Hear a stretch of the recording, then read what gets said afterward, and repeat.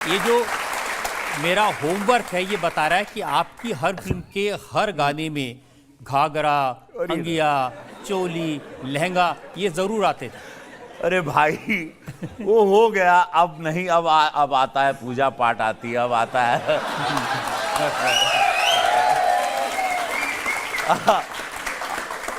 अब जीवन में देखिए हर आदमी से बहुत कुछ होता है। मैंने कहा मैं जीवन के उस पड़ाव पे था जो एक मैं नौरस वाला आदमी हूँ, चूँकि मैं कलाकार हूँ। मेरे अंदर नौरस हैं। ये लोग मुझे देखते हैं, इनके चेहरे पे जो मुस्कान आती है, इन लोगों को मैंने हर समय इनके सुख दुख में रजत जी आनंद दिया। ये परेशान थे, इनको उम्मीदें भी दी, इनको ये भी कहा कि जिंदगी झंड बा फिर भी तो,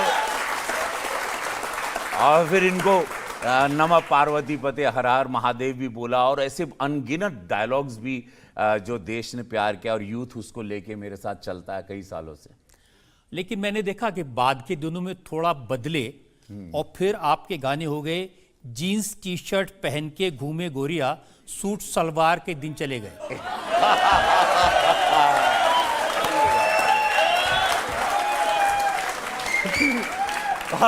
हमको बोले थे ये शो में जाओगे तो छिला जाओगे।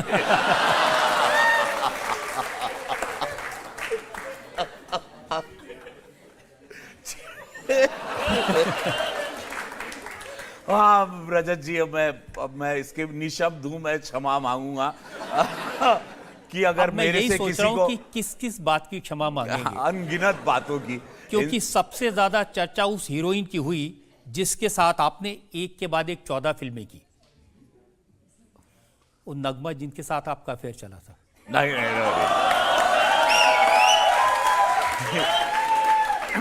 देखिए आज मैं क्लियर करना चाहता हूं, आप कोई एक हीरोइन के साथ ज्यादा फिल्में करते हैं तो मनुष्य है, उसको अरे वाह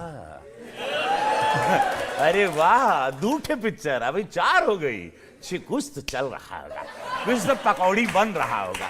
तो ये मनुष्य है, अपने मन से वो बैठे बैठे खुरापाती दिमाग जैसा बिग बॉस के घर में पड़ोस में झांकना, एक दूसरी खिड़की में झांकना, मनुष्य को बड़ा मजा आता है। ऐसा लगता ही नहीं कि नहीं हुई, कुछ हो तो इतनी फिल्में कुछ तो होगा, ऐसा कुछ नहीं था। हम लोग फिल्में करते थे क्योंकि हमारी फिल्में ब्लॉकबस्टर होती थी, इसलिए, और मित्रता थी हमारी सबसे कॉर्डियल, सबको पता था ये शादीशुदा व्यक्ति है। और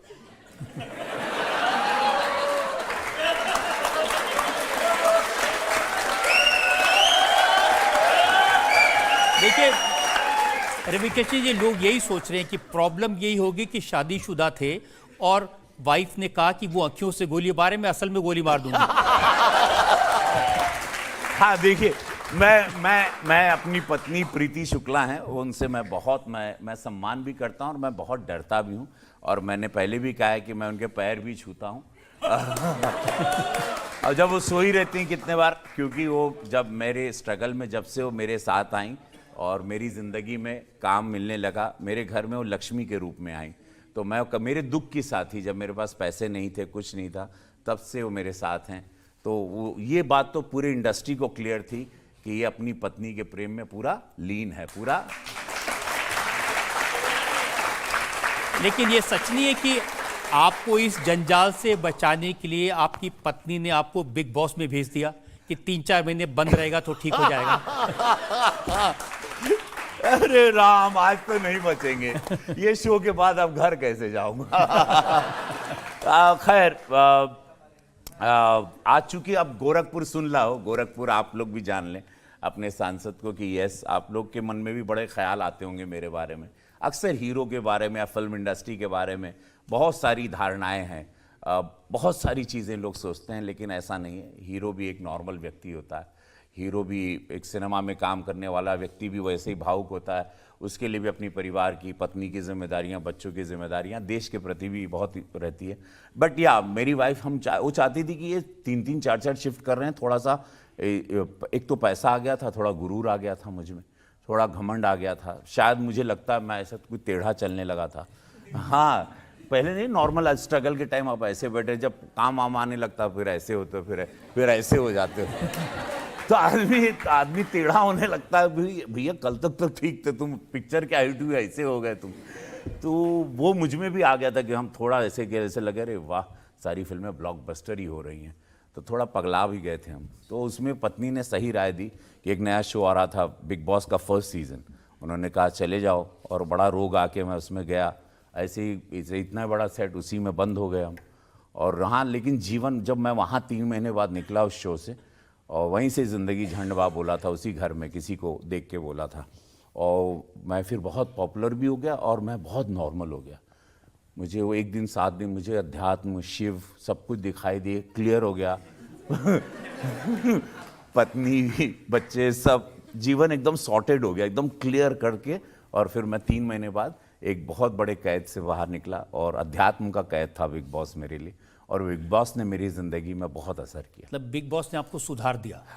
हाँ, बिग बॉस आपको बंद कर देते हैं, आप खुद ही अपने आप को या तो बिगड़ जाएं या आप अपने आप में बहुत सवाल, क्योंकि समय समय होता है ना, मोबाइल है ना टीवी है ना कुछ है, तो आप अकेले बैठे बैठे सारे खुरापात चलते रहते हैं दिमाग में, क्या गलत क्या सही क्या ये वो। लेकिन जिस समय आप बिग बॉस में गए, आप बहुत बड़े स्टार थे, 17 फिल्में आपकी फ्लोर पर थी, तो ये रिस्क नहीं था? बहुत बड़ा रिस्क था। मुझे लगा मैं बाहर निकलूंगा बहुत सारे हीरो आ जाएंगे। फिल्म इंडस्ट्री में तो ऐसा है ना, 2 महीने आप गायब हो गए तो दूसरा कोई आ जाता है, बट नेचुरल है, आपका कोई इंतज़ार नहीं करता। हम लोगों को गलत फहमी होती है कि मेरे वजह से इंडस्ट्री चल रही, किसी को ये गलत फहमी में नहीं रहना चाहिए, किसी की वजह से कुछ चलता नहीं है, समय चलता रहता है। तो मुझे भी ऐसा था, लेकिन वो रिस्क ले लिया मैं। वो रिस्क ज़रूरी था अपने परिवार के लिए लेना। और मुझे मैंने ये भी सुना कि बिग बॉस में जब आप थे तो आपने तो वहाँ से भागने की कोशिश की थी, दीवार तोड़ के। जी, एक बार छत तोड़ के मैं गया था, एक बार माइक चबा गया था, थोड़ी बदतमीजी की, एक बार बदतमीजी भी की थी मैंने बिग बॉस से, तो मुझे बिग बॉस ने नॉमिनेट किया। लेकिन देश की जनता मुझे बहुत प्यार करने लगी, बोले अरे वाह ये तो अद्भुत सा व्यक्ति मिल गया है, इसको छोड़ना नहीं है। और भी उन लोग 3 महीना हमको पूरे देश ने अटका दिया था।